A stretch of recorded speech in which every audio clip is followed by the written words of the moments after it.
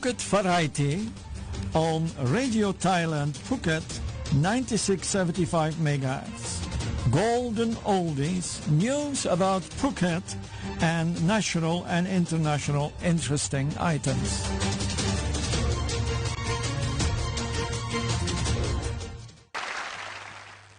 Good evening, ladies and gentlemen. Welcome to Radio Thailand and Phuket on 96.75 MHz.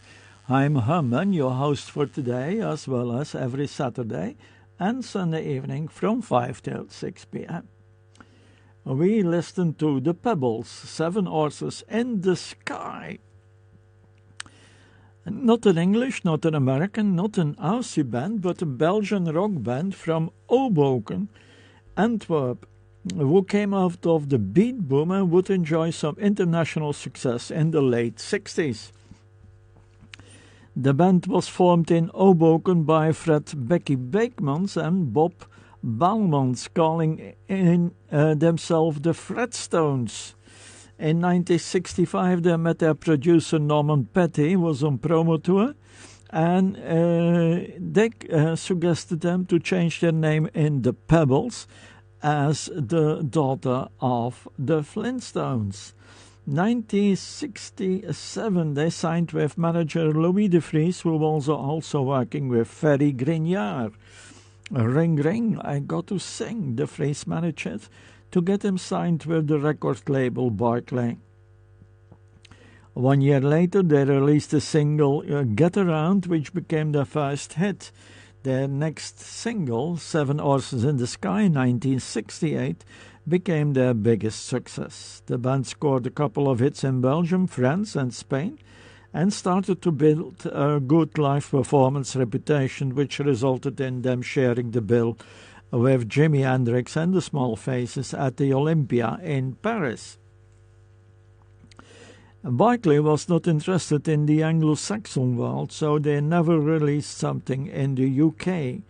The band decided to send a copy of their single Incredible George to George Harrison, whom the song was about. Harrison was charmed by their music, which led the Pebbles into almost signing with Apple Records, the label founded by the Beatles, and sent them a telegram congratulating them. However, their manager Barclay would not let them go, and the record deal was off. 1969 they released their first album, The Pebbles, though the sales were not as good as hoped for. Discussions between members Luke Smith and Freddie Beckwith about the musical direction of the band was heading reached in its climax, driving the band into two. As a result, the band went through some personal changes. Years later, their family managed to end their obligation with Barclay and signed with United Artists, wanted to play in the United Kingdom and the States.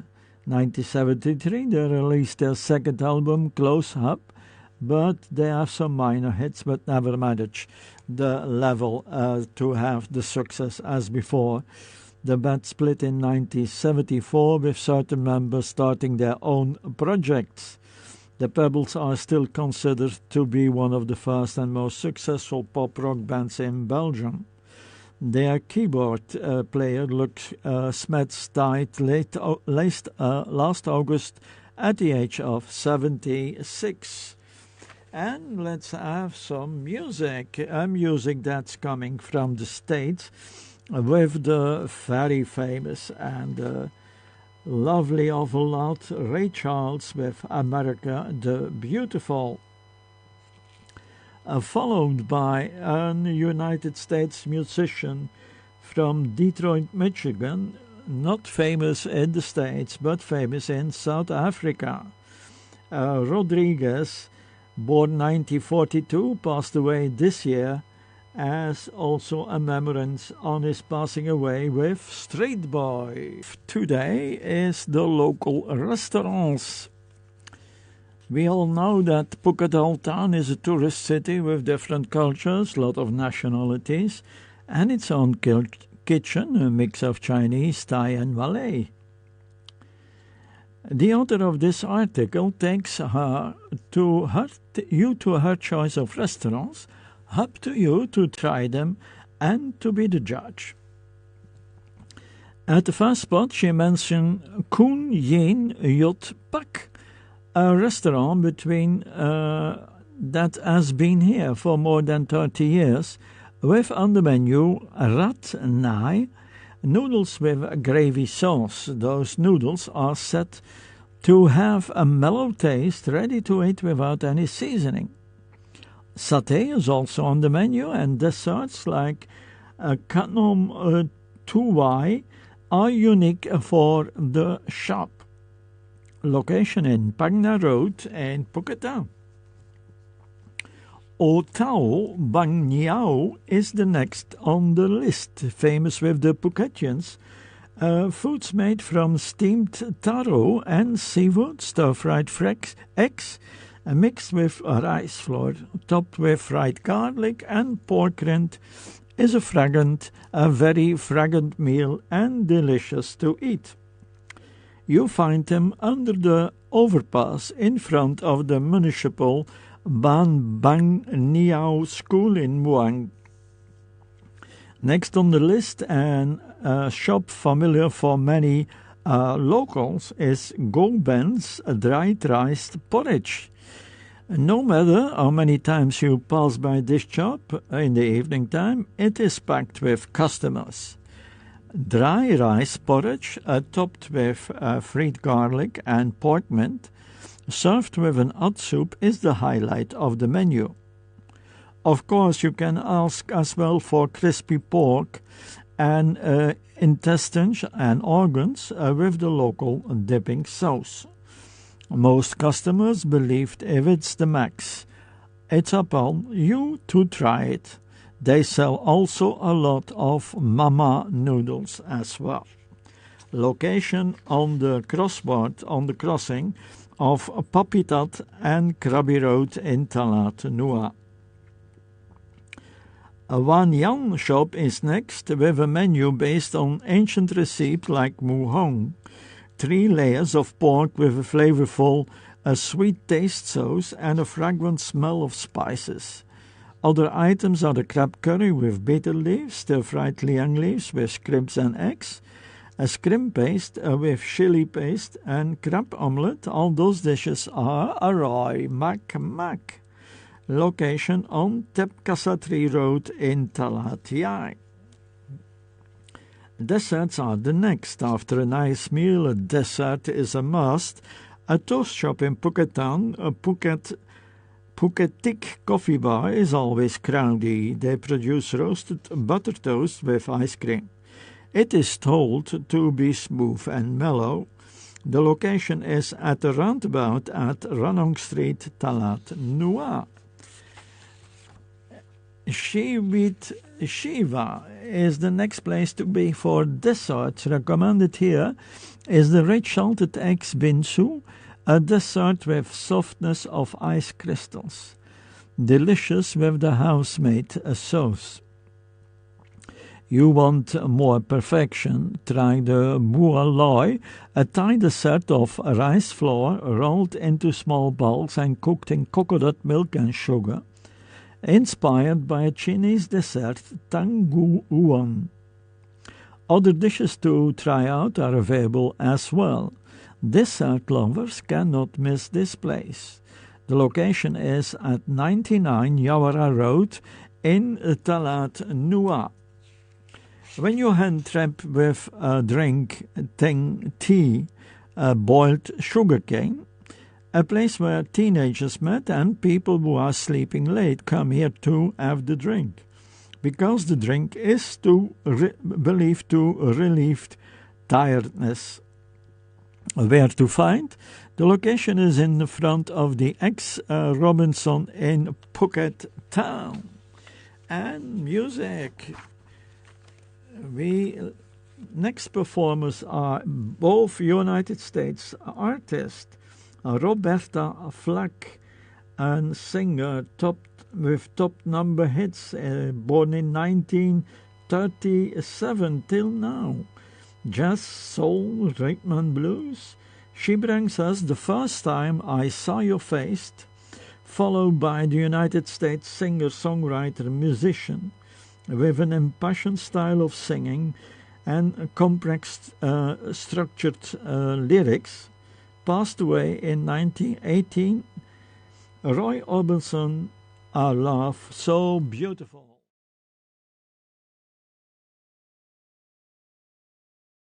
Who got my attention. With a certain skepticism, I took the read. Phuket tops the list as the world's most overcrowded tourist destination. I never expected Phuket to be on that list. And there are two other Thai locations in second and third place too.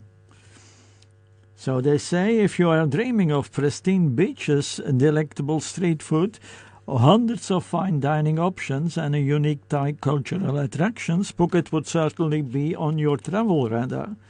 But Phuket's popularity has earned it the title of the world's most overcrowded tourist destination. A recent study conducted by MoneyTransfer.com has unveiled a list of the world's top 10 most overcrowded tourist spots. Despite its breathtaking coastlines and many idyllic highlands, Phuket, as a relatively small island, finds itself struggling with a resurgence of tourists and a return of Thais seeking work. According to the study, Phuket bears the brunt of overcrowding with a staggering ratio of 118 tourists for every local resident.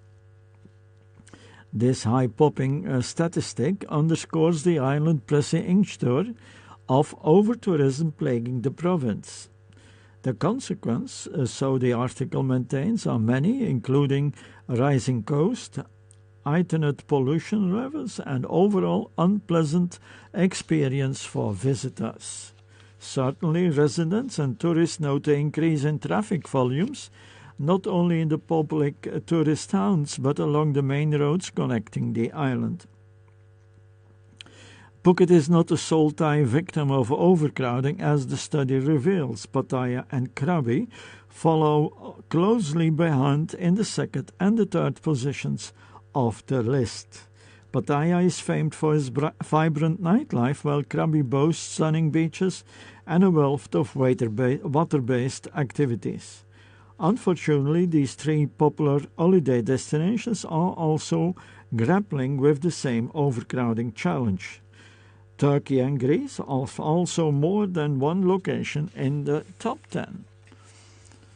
And I read with a little bit eager the list of those top 10, and Phuket is on top, Pattaya in second, Krabi in third, and then we say Mugla in Turkey, Hurghada in Turkey, Macau in China, Heraklion in Greece, Venezia in Italy, Rhodos in Greece, and Miami in the States. I really wonder how, being an expat in this island, how they made their statistics. For me, there's still a lot of place in tourists in the island to come. Let's have some music. We go with a Dutch rocking band from The Hague, 1967, as a part of the Netherbeat movement in the Netherlands. Shocking Blue with Never Marry a Railroad Man from 1969, followed by an American rock band, the Sir Douglas Quintet, with genres of rock and roll, Tejano music, rhythm and blues, country, soul. And we are here with Mendocino.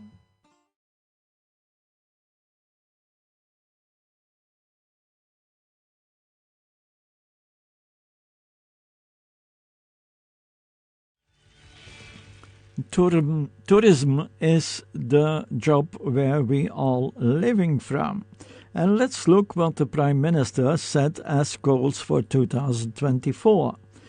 The Prime Minister has revised the tourism revenue target to 3.5 trillion baht, an increase of 500 billion baht and a new height according to the TIT. In terms of the proportion of revenue between domestic and international travel, the projection means that in the next year, the international markets must generate 2.5 trillion baht, an increase of 500 baht from the current target of 2 trillion baht, leading of the future target of 3 trillion, according to policy for tourism. The revenue target for domestic markets remains the same at 1 trillion. The TIT governor added that the government support measures will help stimulate the tourism sector, especially in the following areas. The first of all is the ease of travel. The TIT has gradually announced measures related to visa exemption policies for tourism. The temporary visa exemption is targeted markets in 3 phases, starting with the first phase for Chinese and Kazakhstani tourists, which allow free visa stays up to 30 days over a period of 5 months from September 25 till the end of February.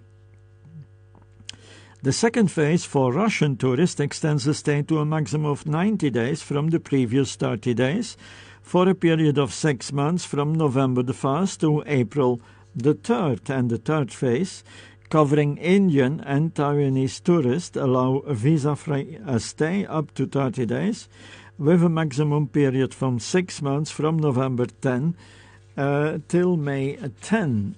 Visa exemption also be introduced at Immigration Zone 6 at the Sadao border checkpoint in the Songkhla province and runs through April 30, facilitating travelers primarily from Malaysia.